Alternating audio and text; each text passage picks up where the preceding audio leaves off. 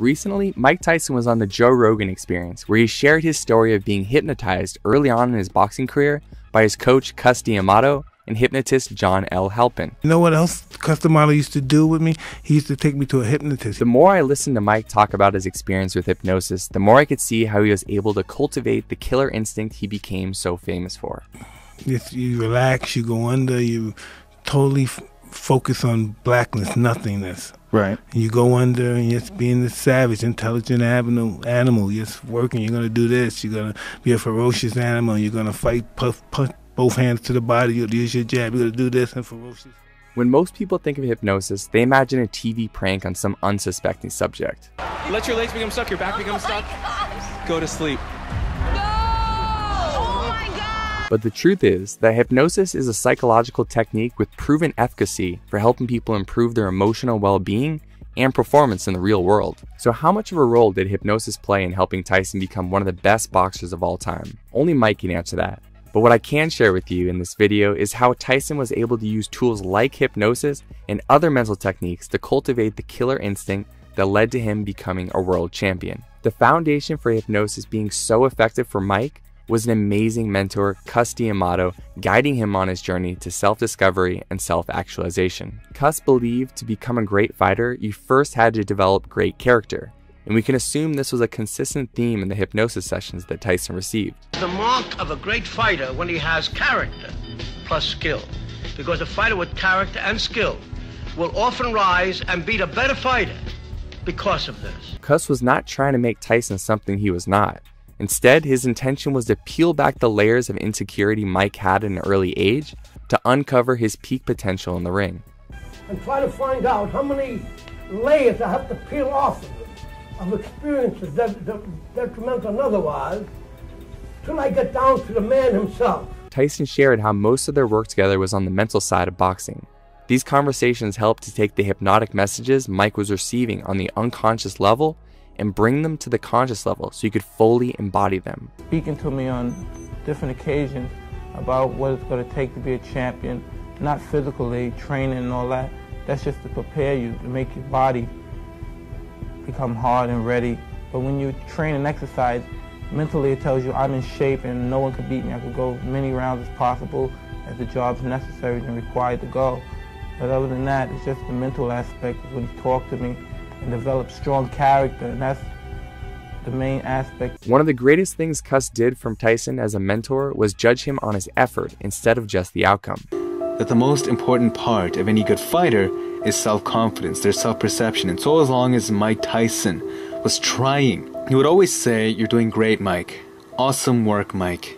You can do it, Mike." Even when his techniques weren't perfect, even when he knew he would screw up the method, he would push him forward with positivity. This constant positive affirmation in combination with the hypnosis sessions led to Tyson developing a sense of self-belief and confidence that made him unstoppable. He just kept saying these great things about us. So this guy, I didn't know this guy was queer. He just kept saying great things. He said, "Man, you're a great fighter." He just kept saying, "You're the greatest. You do splendid. You look great. You're looking better." He just kept giving me compliments and compliments. The hypnosis and positive affirmations eventually sunk in at such a deep level that Tyson began to do his own self-talk that he became so famous for. It's hard out. I'm the best ever. I'm the most brutal and vicious and most ruthless champion there's ever been. There's no one can stop me. Lynx is a conqueror. No, I'm Alexander. He's no Alexander. I'm the best ever. The reason his self-talk was effective was because he would do it with such strong emotion that it would energetically program this message at the deepest part of his being. And why? Anybody my trainer put me in with, because I'm confident I could beat any fighter in the world. As anybody could see, I'm almost a master at evading the punches coming at me. The best.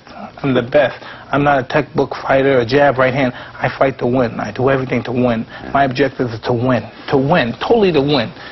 A la Tony Robbins' incantations. So in incantations, not only you speak it, but you embody what you're saying with all the intensity you can. In addition to the self-talk, Tyson would do very intentional visualization. Try to aim to the back of my opponent's head.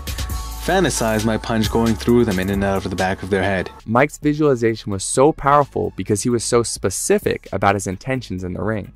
Every punch is thrown with bad intention and the speed of the devil. This may sound harsh to someone outside of boxing, but for anyone in the sport, you know you need this kind of intention and killer instinct to perform your best. One of the greatest benefits I believe Tyson received from his hypnosis sessions was the ability to experience ego death.